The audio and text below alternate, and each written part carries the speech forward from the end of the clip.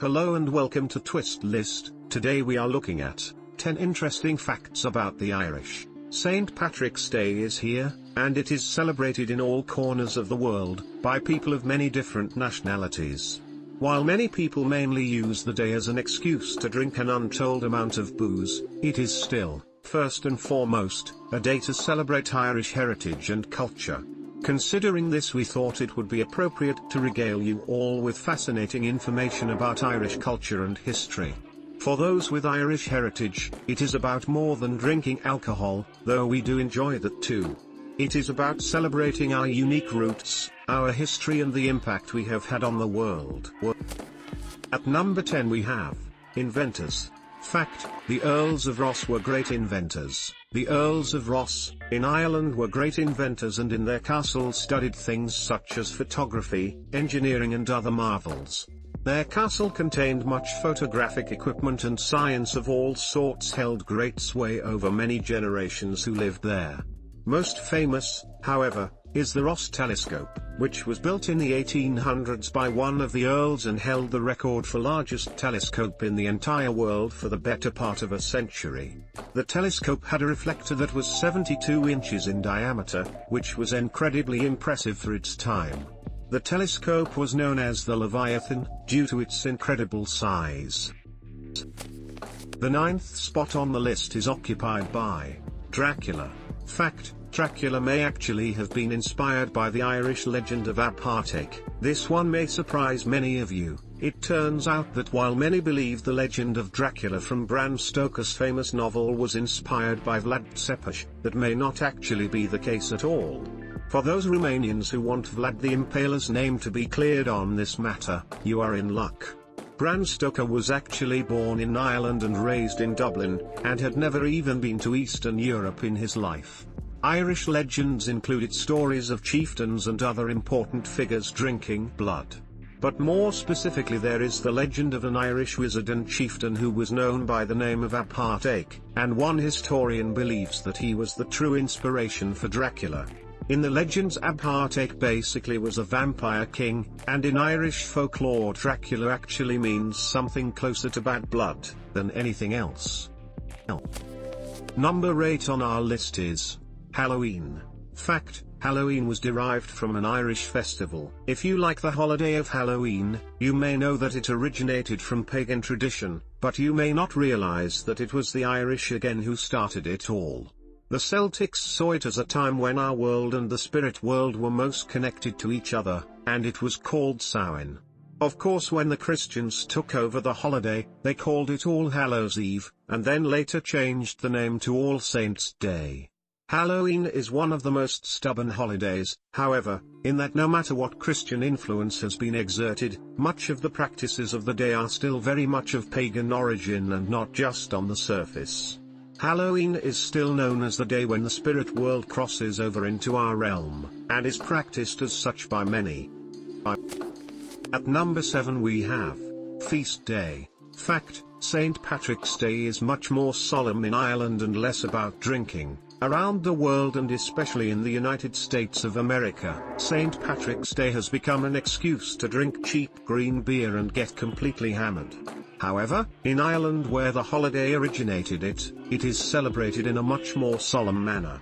In fact, in Ireland it is celebrated much more as a holy day. Now, don't get the impression it is not celebrated at all.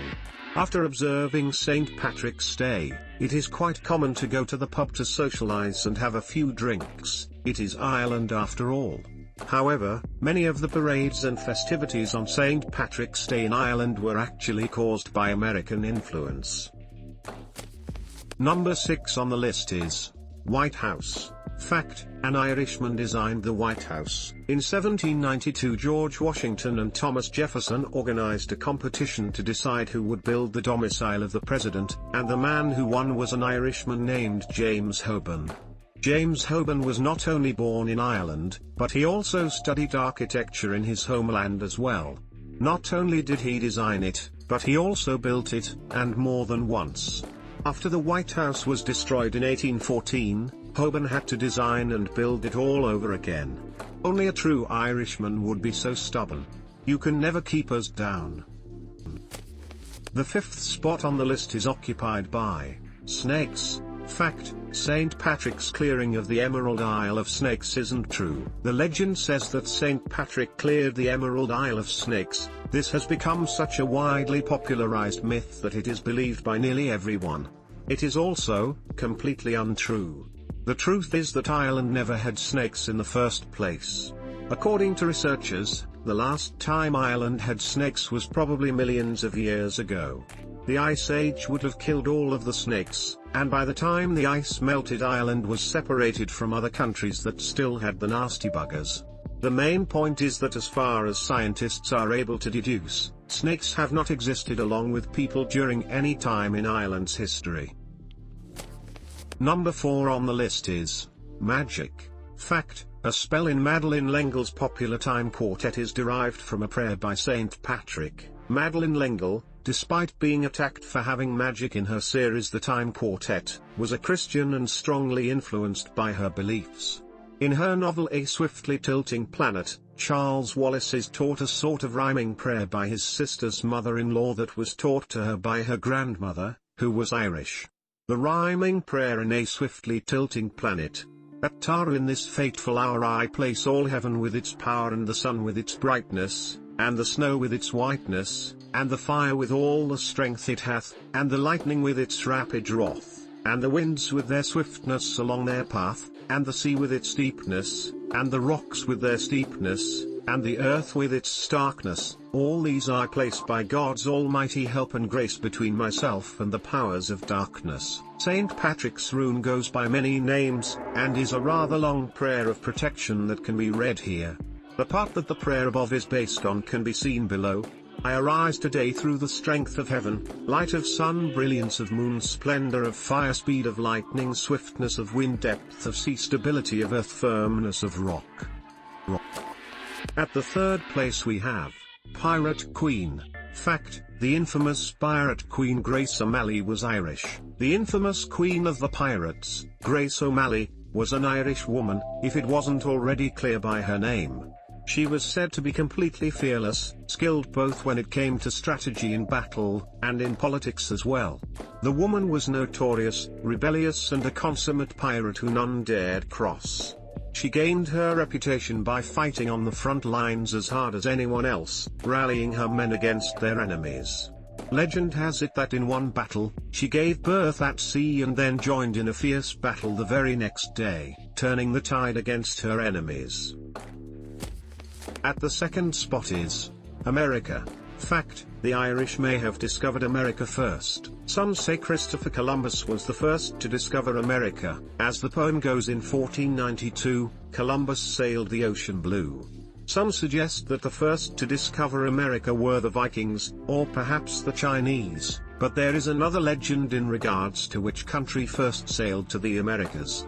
According to one legend, an Irish monk called Saint Brendan set out on an expedition to find paradise, and after 7 years discovered an island that was so large that even after 40 days they could not reach the far shore. The monks returned home with the news. This voyage was said to be undertaken in the 6th century, which is much earlier than many of the other first discoveries of America. It should be clear, of course, that this legend has not been proven. And finally, at number 1, St. Patrick. Fact: St. Patrick was not actually Irish. St. Patrick is well known for being the patron saint of Ireland and having a day named for him that most of the world uses as an excuse to get incredibly drunk. However, St. Patrick, despite popular belief, was not actually Irish. St. Patrick was the son of Romans who were living in Britain. Legend says he was kidnapped and taken as a slave to the Emerald Isle, where he helped herd sheep. However, even more interesting is a recent study performed by Cambridge University that suggests a completely different take on the popular legend. According to the study, he may actually have gone to Ireland of his own accord and sold slaves himself so that he wouldn't have to be drafted into a job as a tax collector for the Romans. Thanks for watching. If you enjoyed this video and would like to see more, then please hit the subscribe button.